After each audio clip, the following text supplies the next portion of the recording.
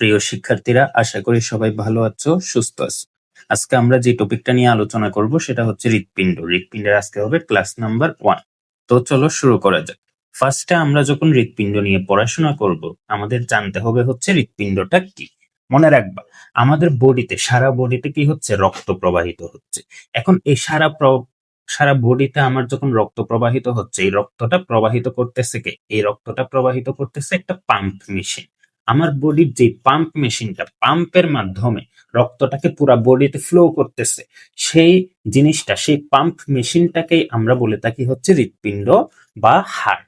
হৃৎপিণ্ডটা কি করে? সে হচ্ছে সংকোচন প্রসারণের মাধ্যমে সারা দেহে পাম্প মেশিনের মতো রক্তটাকে সরবরাহ করে। তাহলে এটা হচ্ছে একটা পাম্পিং মেশিন।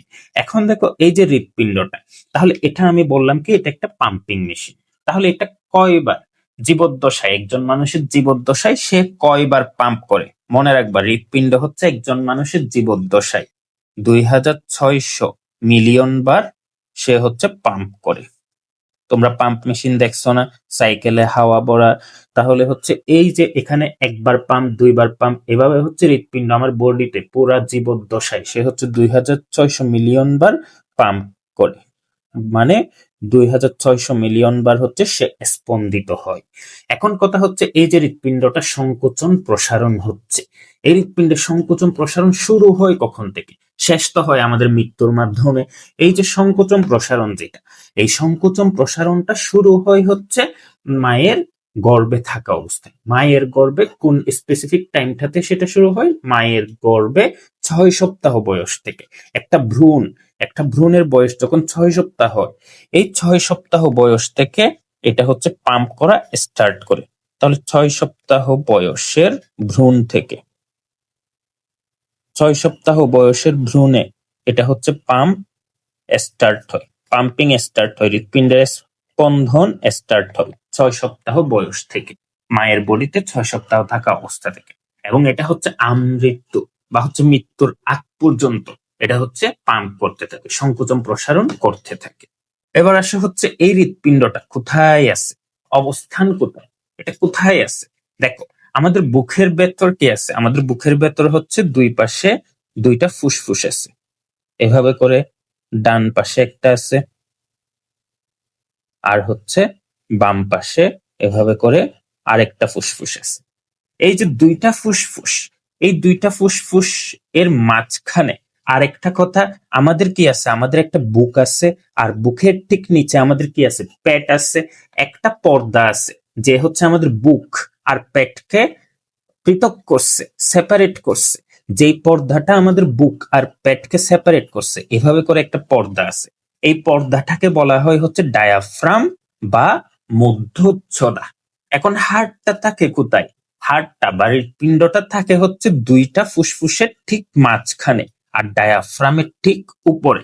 এই যে ফাঁকা জায়গাটা রেখে দিছি আমি, দুইটা ফুসফুসের মাঝখানে আর ডায়াফ্রামের ঠিক উপরে, এই ফাঁকা জায়গাটা যেটা আমি গ্রিন কালার করে দিলাম, এই জায়গাটাতে থাকে হচ্ছে হৃৎপিণ্ড।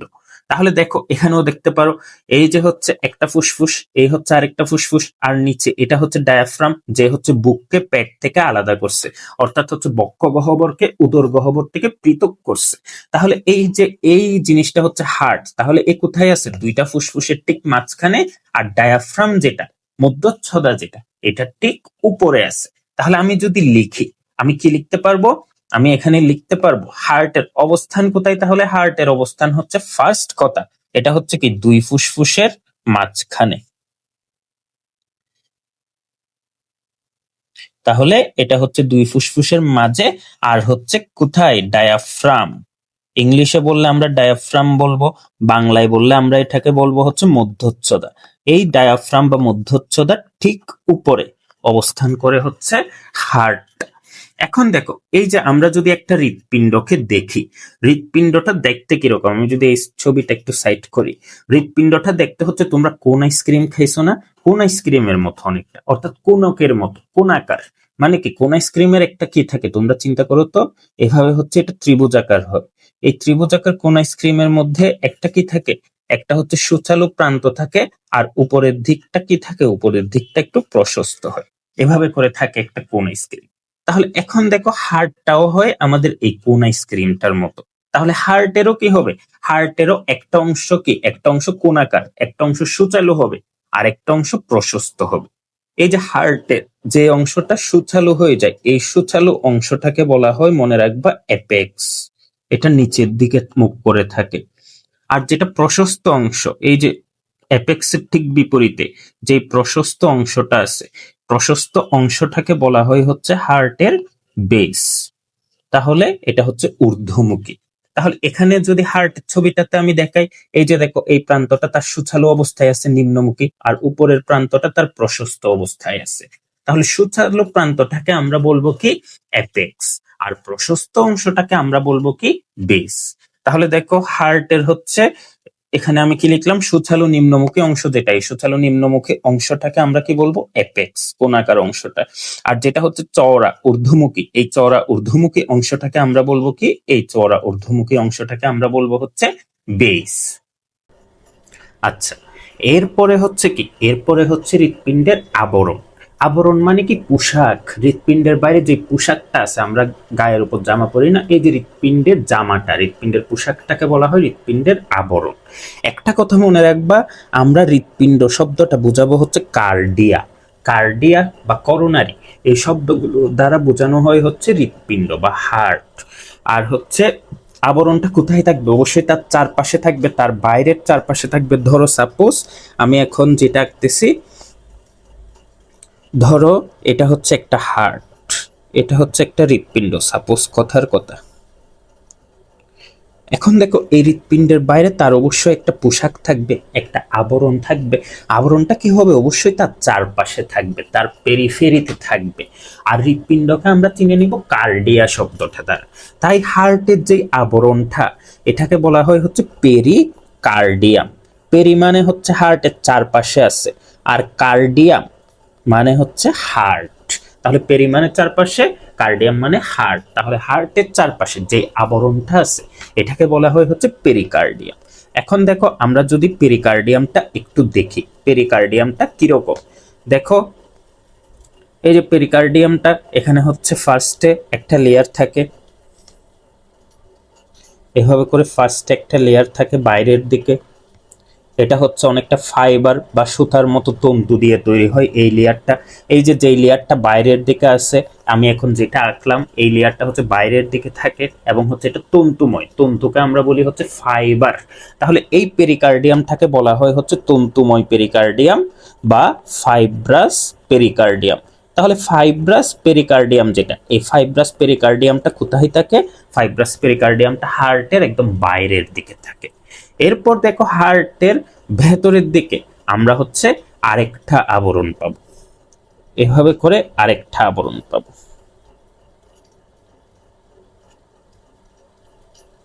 এখন দেখো, এই আবরণটা হচ্ছে একটু ফুলডেড, এটা উপরের দিকে এসে এভাবে ভাঁজ হয়ে যায়, এটা উপরের দিকে এসে হচ্ছে এভাবে ভাঁজ হয়ে যায়, ভাঁজ হয়ে হচ্ছে হার্টের গায়ের সাথে লেগে যায় একদম। তাহলে এই যেটা উপরের দিকে এসে ভাঁজ হয়ে গেল, এটা কিন্তু একটা আবরণী। দেখো, এটা কিন্তু একটা আবরণী, একটা আবরণীর অংশ। দেখে মনে হচ্ছে এটা দুইটা, এটা দুইটা আবরণ, দুইটা আবরণ না। এই যে ভেতরে আমি যেটা আঁকলাম, এটা কিন্তু একটা আবরণেরই অংশ। এটা উপরের দিকে উঠে ভাঁজ খেয়ে আবার ভেতরের দিকে আরেকটা লেয়ার তৈরি করে ফেলছে। এটা হচ্ছে দুইটা স্তর বিশিষ্ট আবরণ। এই যে দুইটা স্তর বিশিষ্ট ভেতরের দিকে আমি যেই আবরণটা আঁকলাম, এটাকে বলা হয় হচ্ছে সেরাস পেরিকার্ডিয়াম। এটাকে বলে সেরাস পেরিকার্ডিয়াম। তাহলে হার্টের হচ্ছে দুইটা আবরণ। দুইটা আবরণ কি কি, একটা আবরণ হচ্ছে ঠিক বাইরের দিকে, বাইরের দিকে যে আবরণটা, সেটা হচ্ছে তন্তুময়, তন্তুময় আবরণকে আমরা বলবো ফাইব্রাস পেরিকার্ডিয়াম। আর ভেতরের দিকে আরেকটা আবরণ আছে, যেটা হচ্ছে সেরাস পেরিকার্ডিয়াম। তাহলে আমি যদি দেখাই, এখন দেখো, ধরো সাপোজ এই ধরো সেরাস পেরিকার্ডিয়ামটা আমি একটু আঁকার ট্রাই করতেছি। সেরাস পেরিকার্ডিয়ামটা এভাবে এসে কি হয়েছে, ভেতরের দিকে আরেকটা লেয়ার তৈরি করে ফেলছে। তাহলে সেরাস পেরিকার্ডিয়ামের কি হলো, সেরাস পেরিকার্ডিয়ামের লেয়ার দুইটা হয়ে গেল। সেরাস পেরিকার্ডিয়ামের একটা লেয়ার কোথায় আছে, একটা লেয়ার হচ্ছে বাইরের দিকে আছে। এই যে সেরাস পেরিকার্ডিয়ামটা দুইটা স্তর হয়ে গেল না, দুইটা স্তরের তৈরি করলো সে, একটা আবরণ কিন্তু স্তর দুইটা, লেয়ার দুইটা। এই যে বাইরের দিকে যে লেয়ারটা বাইরের দিকে মুখ করে আছে, এটাকে বলা হয় হচ্ছে প্যারাইটাল স্তর। এগুলো কিন্তু সেরাস পেরিকার্ডিয়ামেরই অংশ। তাহলে সেরাস পেরিকার্ডিয়ামের একটা প্যারাইটাল স্তর আছে, আর ভেতরের দিকে যে লেয়ারটা আছে এটাকে বলা হয় হচ্ছে ভিসেরাল স্তর। তাহলে হচ্ছে সেরাস পেরিকার্ডিয়ামের কয়টা স্তর আছে? সেরাস পেরিকার্ডিয়ামের হচ্ছে দুইটা স্তর আছে, একটা হচ্ছে প্যারাইটাল স্তর আর একটা হচ্ছে ভিসেরাল স্তর। প্যারাইটাল স্তর যেটা, এই প্যারাইটাল স্তরটা কোন দিকে থাকে? প্যারাইটাল স্তরটা থাকে হচ্ছে বাইরের দিকে, আর যেটা ভিসেরাল স্তরটা থাকে হচ্ছে ভেতরের দিকে। এখন দেখো এই দুইটা স্তরের মাঝখানে একটা ফাঁকা স্থান দেখা যাচ্ছে না? প্যারাইটাল আর ভিসেরাল স্তরের মাঝখানে কি দেখা যাচ্ছে? একটা হচ্ছে ফাঁকা স্থান দেখা যাচ্ছে। এই ফাঁকা স্থানটা কিন্তু খালি থাকে না, এই ফাঁকা স্থানে হচ্ছে একটা রস থাকে। আচ্ছা, এই যে ফাঁকা স্থান যেটা দেখা যাচ্ছে প্যারাইটাল আর ভিসেরাল স্তরের মাঝখানে ফাঁকা স্থানটা, প্যারাইটাল আর ভিসেরাল স্তরের মাঝখানে যে ফাঁকা স্থানটা আছে, এই ফাঁকা স্থানটাকে বলা হয় হচ্ছে পেরিকার্ডিয়াল স্পেস। স্পেস মানে হচ্ছে জায়গা। তাহলে পেরিকার্ডিয়ামের ভেতর যে ফাঁকা স্থানটা আছে, এই ফাঁকা স্থানটাকে বলা হয় হচ্ছে পেরিকার্ডিয়াল স্পেস। এই পেরিকার্ডিয়াল স্পেসটা ফাঁকা থাকে না, খালি থাকে না। এই পেরিকার্ডিয়াল স্পেসের মধ্যে একটা তরল পদার্থ থাকে। এভাবে হচ্ছে একটা তরল পদার্থ থাকে পেরিকার্ডিয়াল স্পেসের মধ্যে। এই যে আমি যেটা রেড কালার করে দিচ্ছি, এই তরল পদার্থটাকে বলা হয় হচ্ছে পেরিকার্ডিয়াল ফ্লুইড। তাহলে পেরিকার্ডিয়াল স্পেসের মধ্যে একটা তরল পদার্থ থাকে, যেটাকে আমরা বলবো কি পেরিকার্ডিয়াল ফ্লুইড। ফ্লুইড মানে হচ্ছে তরল, আর পেরিকার্ডিয়াল মানে হার্টের আবরণ। তাহলে হার্টের আবরণের মাঝখানে যে ফ্লুইড বা তরল পদার্থটা আছে এটাকে আমরা বলবো কি পেরিকার্ডিয়াল ফ্লুইড। এই পেরিকার্ডিয়াল ফ্লুইডটা কি করে? হার্টকে হচ্ছে ঘর্ষণের হাত থেকে রক্ষা করে। দেখো হার্ট কি দুইটা ফুসফুসের মাঝখানে ছিল না? এ কি সংকোচন প্রসারণ যখন করবে এর কি ফুসফুসের সাথে ঘষা লাগতে পারত, এই ঘষা হওয়াটা থেকে প্রতিরোধ করে হচ্ছে এই পেরিকার্ডিয়াল ফ্লুইডটা। তাহলে আশা করি হার্টের আবরণটা ক্লিয়ার হয়েছে। বাইরের পোশাকটা আবার বলি, হার্টের দুইটা আবরণ আছে, একটা হচ্ছে বাইরের দিকে তন্তুময় আবরণ বা ফাইব্রাস পেরিকার্ডিয়াম, আর একটা হচ্ছে ভেতরের দিকে সেরাস পেরিকার্ডিয়াম। সেরাস পেরিকার্ডিয়াম আবার দুইটা স্তরে বিভক্ত, বাইরের স্তরটা প্যারাইটাল স্তর, ভেতরের স্তরটা ভিসেরাল স্তর। প্যারাইটাল আর ভিসেরাল স্তরের মাঝখানে একটা ফাঁকা স্থান আছে, এই ফাঁকা স্থানটাকে আমরা বলবো পেরিকার্ডিয়াল স্পেস।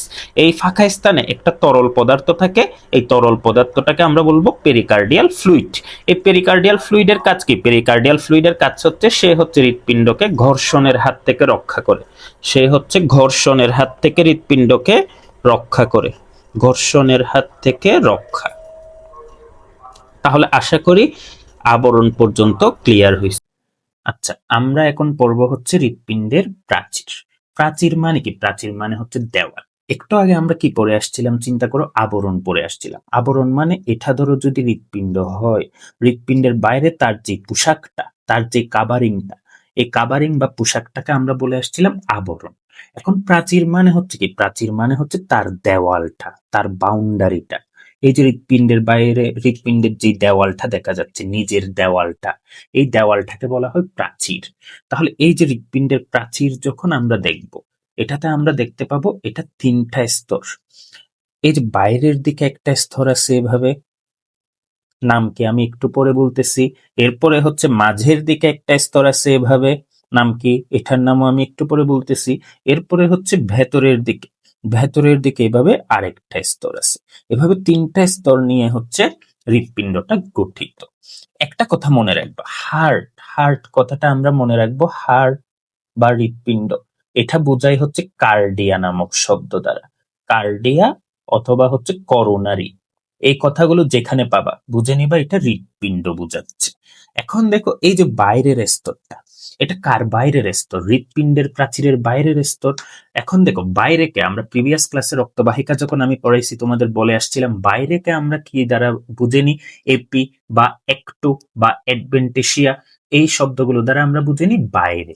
তাহলে এই যে যেটা বাইরের দিকে আছে এটাকে আমরা বলবো এপি। কার বাইরের দিকে? হার্টের বাইরের দিকে। তাহলে এটার নাম হয়ে যাবে কি? AP cardium. আর যেটা মাঝের দিকে আছে, মাঝের দিকেরটা মায়োকার্ডিয়াম বলা হয়। কেন মায়োকার্ডিয়াম বলা হয় এটাও একটু পরে বলতেছি, তবে তোমরা মনে রাখতে পারো মাঝের মায়োর তারপরে হচ্ছে একদম যেটা হচ্ছে ভেতরের দিকে আছে, একদম যেটা আমি ভেতরের দিকে আঁকলাম, এই ভেতরের দিকে আমরা প্রিভিয়াস ক্লাসে বলে আসছিলাম ভেতরেকে আমরা বুঝে নি কি? এন্ডো বা হচ্ছে কি ইন্টারনা বা হচ্ছে ইন্টিমা। তাহলে এটাকে আমরা বলবো এন্ডো। কার? হার্টের ভেতরের স্তর, তাহলে এটাকে আমরা বলবো এন্ডোকার্ডিয়াম। তাহলে হার্টে হচ্ছে তিনটা স্তর আছে, এপিকার্ডিয়াম, মায়োকার্ডিয়াম আর হচ্ছে এন্ডোকার্ডিয়াম। এখানে যদি দেখতে চাও, এই যে এপিকার্ডিয়াম, মায়োকার্ডিয়াম, এন্ডোকার্ডিয়াম, তিনটা স্তর। এখন এপিকার্ডিয়ামের নিচে কি তোমরা একটা চর্বির লেয়ার দেখতে পাচ্ছ ইয়েলো কালারের? হ্যাঁ, অবশ্যই চর্বির লেয়ার দেখা যাচ্ছে। তাহলে মনে রাখবা, এই যে এপিকার্ডিয়াম আমরা যেটা দেখে আসছি, এপিকার্ডিয়ামে হচ্ছে চর্বি লেগে থাকে, বিক্ষিপ্তভাবে চর্বি লেগে থাকে। আর যেটা মায়োকার্ডিয়াম, এটা হচ্ছে মাসেল অর্থাৎ পেশি অর্থাৎ হচ্ছে মাংস দ্বারা তৈরি। বায়োলজিতে আমরা মাংস কথাটা বা পেশি কথাটাকে মায়ু দ্বারা চিনে নিব। তাহলে মায়োকার্ডিয়াম যেটা, এটা হচ্ছে কি পেশি বা হচ্ছে মাসেল দ্বারা তৈরি। আর যেটা এন্ডোকার্ডিয়াম, এটা হচ্ছে সবচেয়ে ভেতরের স্তর এবং এটার পরে হচ্ছে হৃৎপিণ্ডের প্রকোষ্ঠগুলো শুরু হয়। এ হচ্ছে প্রকোষ্ঠ গঠন করে। তাহলে এই হচ্ছে হৃৎপিণ্ডের প্রাচীরের তিনটা স্তর, কি কি? Epicardium, myocardium, endocardium. এপিকার্ডিয়াম হচ্ছে কি চর্বি দ্বারা গঠিত, মায়োকার্ডিয়াম মাসেল দ্বারা গঠিত, আর এন্ডোকার্ডিয়াম হচ্ছে প্রকোষ্ঠ গঠন করে। এখন আসা হচ্ছে হৃৎপিণ্ডের প্রকোষ্ঠ। প্রকোষ্ঠ মানে হচ্ছে মনে রাখবা ফাঁকা স্থান। আমরা যখন হৃৎপিণ্ডকে কাটবো, লম্বালম্বি ভাবে কাটবো, তখন আমরা হৃৎপিণ্ডটাকে দেখতে পাবো। এই ধরো হচ্ছে হৃৎপিণ্ড, এই হৃৎপিণ্ডটাকে আমি লম্বালম্বি ভাবে কাটলাম, অর্থাৎ হচ্ছে উপর থেকে নিচের দিকে কাটলাম। এটাকে যখন আমরা কাটবো, এটার ভেতরে আমরা দেখতে পাবো এভাবে চারটা প্রকোষ্ঠ আছে। প্রকোষ্ঠ মানে ফাঁকা স্থান। তাহলে এর মধ্যে আমরা দেখতে পাবো এভাবে, এই যে একটা প্রকোষ্ঠ, দুইটা প্রকোষ্ঠ, তিনটা প্রকোষ্ঠ, চারটা প্রকোষ্ঠ। এভাবে হচ্ছে চারটা প্রকোষ্ঠ দেখতে পাবো, অর্থাৎ চারটা ফাঁকা স্থান দেখতে পাবো আমরা। এখানে প্রকোষ্ঠের মধ্যে মনে রাখবা, যেই প্রকোষ্ঠগুলো উপরের দিকে থাকে, উপরের এই প্রকোষ্ঠগুলোকে, উপরের দিকের প্রকোষ্ঠগুলোকে বলা হয় হচ্ছে এট্রিয়াম বা হচ্ছে অলিন্দ। তাহলে এট্রিয়াম বা অলিন্দ হচ্ছে কি যে প্রকোষ্ঠগুলো উপরের দিকে থাকে, যেমন এই যে এই দুইটা উপরের দিকে আছে। আর হচ্ছে আমরা মনে রাখবো যেই প্রকোষ্ঠগুলো হচ্ছে নিচের দিকে থাকে, নিচের দিকে, এই নিচের দিকের প্রকোষ্ঠগুলোকে বলা হবে হচ্ছে ভেন্ট্রিকল। ভেন্ট্রিকল বা হচ্ছে নিলয়। ভেন্ট্রিকল বা হচ্ছে নিলয়। ঠিক আছে? এখন দেখো এই যে উপরের দিকে প্রকোষ্ঠগুলো, এখানে একটা হবে কি ডান অলিন্দ, আরেকটা হবে বাম অলিন্দ। তোমরা কোনটা কনফিউজ করে ফেলো? তোমরা ডান আর বাম কনফিউজ করে ফেলো। যেমন ধরো ম্যাথের ক্ষেত্রে এই দিকের পক্ষটাকে তোমরা বলো বাম পক্ষ, এখানে কিন্তু এটা বাম না। এটা হচ্ছে তুমি পেশেন্টের অর্থাৎ আরেকজনের হৃৎপিণ্ড, তোমার সামনাসামনি একজনের হৃৎপিণ্ড আঁকতেছো। তাহলে তোমার সামনাসামনি একজন মানে কি তোমার মিরর ইমেজের, তোমার আয়নায় যেমন উল্টা প্রতিবিম্ব তৈরি হয়, তেমনি এখানে তুমি উল্টা ইমেজটা আঁকতেছো। ঠিক আছে? তাহলে যদি উল্টা হয়ে যায়, এটা হবে, এটা হয়ে যাবে কি রাইট সাইড, এটা হয়ে যাবে কি লেফট সাইড। তাহলে এই যে এই পাশে যে এট্রিয়ামটা আছে, এটাকে আমরা বলবো রাইট এট্রিয়াম বা আর এ। আর এর পাশে যেটা আছে লেফট এট্রিয়াম বা হচ্ছে বাম অলিন্দ। আর এর পাশে যে ভেন্ট্রিকলটা আছে রাইট ভেন্ট্রিকল, এই পাশে যে ভেন্ট্রিকলটা আছে লেফট ভেন্ট্রিকল। কারণ তুমি আয়নায় নিজেরটা দেখতেছো, এটা মনে রাখবা। তাহলে তোমার বাম দিক কি ডান দিকে চলে যাবে, ডান দিক কি বাম দিকে চলে যাবে, স্বাভাবিক বিষয়। তাহলে এইভাবে হচ্ছে চারটা চেম্বার থাকে বা হচ্ছে চারটা প্রকোষ্ঠ থাকে হৃৎপিণ্ডের মধ্যে। কি কি? ডান অলিন্দ, বাম অলিন্দ, ডান নিলয়, বাম নিলয়। এবার আসো দুইটা নিলয়ের মাঝে, এই যে দেখো দুইটা অলিন্দের মাঝে একটা পার্টিশন দেখা যাচ্ছে না? আমি যদি আবার আঁকি, ধরো এটা হচ্ছে তোমার রাইট এট্রিয়াম, এটা হচ্ছে তোমার লেফট এট্রিয়াম, অর্থাৎ ডান অলিন্দ বাম অলিন্দ। ডান অলিন্দ বাম অলিন্দের মাঝে একটা পার্টিশন আছে। এই যে দুইটা অলিন্দের মাঝে যে পার্টিশনটা, এই পার্টিশনটাকে বলা হয় অন্ত অলিন্দ পর্দা বা হচ্ছে ইংলিশে বললে ইন্টার এট্রিয়াল সেপ্টাম। তাহলে দুইটা অলিন্দের মাঝে যেই পার্টিশনটা, এটাকে বলবো আমরা কি ইন্টার এট্রিয়াল সেপ্টাম বা হচ্ছে অন্ত অলিন্দ পর্দা। এরপর দেখো দুইটা ventricle, right ventricle, left ventricle, দুইটা ভেন্ট্রিকলের মাঝখানেও কিন্তু একটা পর্দা আছে। দুইটা ভেন্ট্রিকলের মাঝখানে আমি যদি এখানে দেখাই, ধরো হচ্ছে এখানে আছে রাইট ভেন্ট্রিকল, লেফট ভেন্ট্রিকল, দুইটা ভেন্ট্রিকলের মাঝখানেও এভাবে একটা পর্দা আছে, যেটা হচ্ছে দুইটা ভেন্ট্রিকলকে পৃথক করছে। দুইটা ভেন্ট্রিকলের মাঝের পর্দাটার নাম তাহলে কি হবে? এটা হচ্ছে ইন্টার ভেন্ট্রিকুলার সেপ্টাম বা হচ্ছে অন্তঃনিলয় পর্দা। তাহলে দুইটা অলিন্দের মাঝখানে যে পার্টিশনটা, এটাকে আমরা বলবো ইন্টারেট্রিয়াল সেপ্টাম বা হচ্ছে অন্ত অলিন্দ পর্দা। আর হচ্ছে দুইটা ভেন্ট্রিকলের মাঝখানে যে পর্দাটা, এটাকে আমরা বলবো ইন্টারভেন্ট্রিকুলার সেপ্টাম বা হচ্ছে অন্তঃনিলয় পর্দা। এরপর দেখো আরেকটা পার্টিশন কোথায় আছে? অলিন্দ আর নিলয়ের ঠিক মাঝামাঝি আছে। এই যে অলিন্দ আর নিলয়ের ঠিক মাঝামাঝি যে পার্টিশনটা, এভাবে একটা পার্টিশন হচ্ছে অলিন্দ আর নিলয়ের মাঝামাঝি আছে। অলিন্দ আর নিলয়ের মাঝামাঝি যে পর্দাটা, এটাকে বলা হয় এট্রিওভেন্ট্রিকুলার সেপ্টাম, মানে হচ্ছে অলিন্দ নিলয় পর্দা। এ হচ্ছে কি? এ হচ্ছে অলিন্দ আর নিলয়কে পৃথক করছে। তাহলে হৃৎপিণ্ডে কয় ধরনের সেপ্টাম বা পর্দা থাকতে পারে, পার্টিশন থাকতে পারে? তিনটা। একটা হচ্ছে দুইটা অলিন্দের মাঝখানে, এটাকে আমরা বলবো ইন্টারেট্রিয়াল সেপ্টাম। আরেকটা হচ্ছে দুইটা নিলয়ের মাঝখানে বা হচ্ছে ভেন্ট্রিকলের মাঝখানে, এটাকে আমরা বলবো ইন্টারভেন্ট্রিকুলার সেপ্টাম। আরেকটা হচ্ছে অলিন্দ আর হচ্ছে নিলয়ের ঠিক মাঝ বরাবর, এটাকে আমরা বলবো এট্রিও ভেন্ট্রিকুলার সেপ্টাম। তাহলে আশা করি প্রকোষ্ঠ নিয়ে আর হচ্ছে প্রকোষ্ঠের মাঝখানের পর্দাগুলো নিয়ে ক্লিয়ার হয়েছে।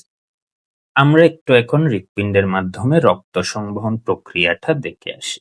এটা আমি নেক্সট ক্লাসে আবার বলবো, কিন্তু এখন একবার বলে দিচ্ছি, নেক্সট ক্লাসে আরো ডিটেইলসে বলবো। তাহলে এটা হচ্ছে হার্ট বা হৃৎপিণ্ড এর মাধ্যমে রক্ত সংবহন। হৃৎপিণ্ড এর মাধ্যমে কিভাবে রক্ত সংবহিত হয়, আমার বডিতে কিভাবে রক্তটা ফ্লো হয় হৃৎপিণ্ডের মাধ্যমে, হৃৎপিণ্ডের পাম্পিং এর মাধ্যমে। ফার্স্টে দেখো, আমরা যখন শ্বাস প্রশ্বাস নিই, আমরা হচ্ছে যখন শ্বাস গ্রহণ করি বা ইন্সপাইরেশন করি, আমরা কি গ্রহণ করি? আমরা হচ্ছে অক্সিজেন গ্রহণ করি। অক্সিজেনটা আমাদের নাক দিয়ে ঢুকে শ্বাসনালী দিয়ে সেটা কোথায় চলে আসে? অক্সিজেনটা হচ্ছে ফুসফুসে চলে আসে। আচ্ছা, আমি এটা অক্সিজেনটা রেড কালার করে দিলে বেটার। মনে রাখবো, আমরা হচ্ছে বায়োলজিতে মনে রাখবো অক্সিজেন হচ্ছে আমরা রেড দিয়ে মনে রাখবো, আর হচ্ছে কার্বন ডাইঅক্সাইড হচ্ছে ব্লু দিয়ে মনে রাখবো। তাহলে অক্সিজেনটা হচ্ছে শ্বাস শ্বসন নালীর মধ্য দিয়ে আমার হচ্ছে ফুসফুসে আসলো। ফুসফুসে আসার পর এটা হচ্ছে কি হয়? ফুসফুস থেকে এটা হচ্ছে হৃৎপিণ্ডে যায়। হৃৎপিণ্ডের কোথায় যায়? হৃৎপিণ্ডের হচ্ছে লেফট এট্রিয়াম, অর্থাৎ হচ্ছে বাম অলিন্দে যায়। তাহলে এভাবে একটা রক্তনালী আছে, যেই রক্তনালীটা কি করবে? যেই রক্তনালীটা এই অক্সিজেনযুক্ত রক্তটাকে কোথায় পাঠাই দিবে? অক্সিজেনযুক্ত রক্তটাকে হৃৎপিণ্ডে, অর্থাৎ হচ্ছে বাম অলিন্দে পাঠাই দিবে ফুসফুস থেকে। তাহলে এই ফুসফুস থেকে এই অক্সিজেনযুক্ত রক্তটা এখন বাম অলিন্দে আসলো। এখন দেখো এরপর কি হয়? এরপরে হচ্ছে এই অক্সিজেনযুক্ত রক্তনালীটার নাম কিন্তু আমি একটু পরে বলতেছি। এরপর হচ্ছে লেফট ভেন্ট্রিকলে যায়, অর্থাৎ হচ্ছে বাম নিলয়ে যায়। এরপর এই অক্সিজেনযুক্ত রক্তটা বাম নিলয় থেকে হচ্ছে আরেকটা রক্তনালী দিয়ে আমার দেহকোষে চলে আসে। এটা হচ্ছে দেহকোষে চলে আসে। তাহলে আরেকটা রক্তনালী দিয়ে এই অক্সিজেনযুক্ত রক্তটা আমার কোথায় চলে আসলো? দেহকোষে চলে আসলো। তাহলে কি হইলো? অক্সিজেনের গতিপথটা, আমরা ফার্স্টে হচ্ছে শ্বাস নেওয়ার সময় অক্সিজেনটা গ্রহণ করলাম, এই অক্সিজেনটা আমাদের শ্বসন তন্ত্র দিয়ে হচ্ছে ফুসফুসে গেল, ফুসফুস থেকে এটা একটা রক্তনালী দিয়ে হচ্ছে বাম অলিন্দে গেল, এরপর হচ্ছে বাম নিলয়ে গেল, বাম নিলয় থেকে এটা গেল হচ্ছে আমার দেহের মধ্যে। এরপর দেহকোষে গিয়ে অক্সিজেনযুক্ত অক্সিজেনটা হচ্ছে আমার কোষে গ্রহণ করে শক্তি উৎপন্ন করবে, সে হচ্ছে বর্জ্য হিসেবে কার্বন ডাই অক্সাইড তৈরি করবে। কার্বন ডাই অক্সাইডকে আমরা ব্লু দিয়ে মনে রাখবো, ব্লু কালার দিয়ে। তাহলে এরপরে হচ্ছে দেহ থেকে হচ্ছে কার্বন ডাই অক্সাইড উৎপন্ন হবে। এই কার্বন ডাই অক্সাইড যুক্ত রক্তটা আমার হচ্ছে ডান অলিন্দে ফেরত আসবে। দেখো আমার বডির দুইটা পার্ট, একটা হচ্ছে পায়ের দিকে অর্থাৎ হার্টের নিচের অংশ, আর একটা হচ্ছে হার্টের উপরের অংশ। তাহলে হার্টের নিচ থেকেও রক্তটা হচ্ছে রাইট এট্রিয়ামে ফেরত আসবে, আবার হার্টের উপর থেকেও অর্থাৎ ব্রেইনের দিক থেকেও একটা রক্তনালী দিয়ে রক্ত হচ্ছে কার্বন ডাইঅক্সাইড যুক্ত রক্ত রাইট এট্রিয়ামে ফেরত আসবে। তাহলে কার্বন ডাইঅক্সাইড যুক্ত রক্ত এখন কোথায় আসলো? রাইট এট্রিয়াম বা হচ্ছে ডান অলিন্দে আসলো। এরপর ডান অলিন্দ থেকে সে ডান নিলয়ে যাবে।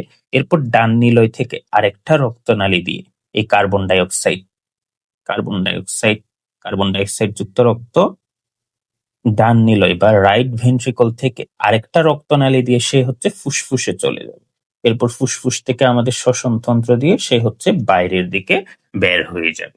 এটা হচ্ছে হৃৎপিণ্ডের মাধ্যমে রক্ত সংবহন প্রক্রিয়া। তাহলে আমি আরেকবার সংক্ষেপে বলে আসি। ফার্স্টে কি হলো, অক্সিজেন যুক্ত আমরা অক্সিজেন গ্রহণ করলাম, এই অক্সিজেনটা ফুসফুসে আসলো, ফুসফুস থেকে একটা রক্তনালী দিয়ে এই অক্সিজেন যুক্ত রক্তটা আমাদের বাম উলিন্দে গেল, বাম উলিন্দ থেকে বাম নিলয়ে গেল, বাম নিলয় থেকে আরেকটা রক্তনালী দিয়ে সে হচ্ছে দেহকোষে আসলো, দেহকোষে হচ্ছে এখন বর্জ্য পদার্থ কার্বন ডাইঅক্সাইড উৎপন্ন হইলো, এই কার্বন ডাইঅক্সাইডটা একটা রক্তনালী দিয়ে, দেহের নিচ থেকে একটা রক্তনালী দিয়ে আর দেহের উপর থেকে আরেকটা রক্তনালী দিয়ে হচ্ছে ডান নিলয়ে আসলো, ডান নিলয় থেকে সে হচ্ছে ডান উলিন্দে গেল, এরপর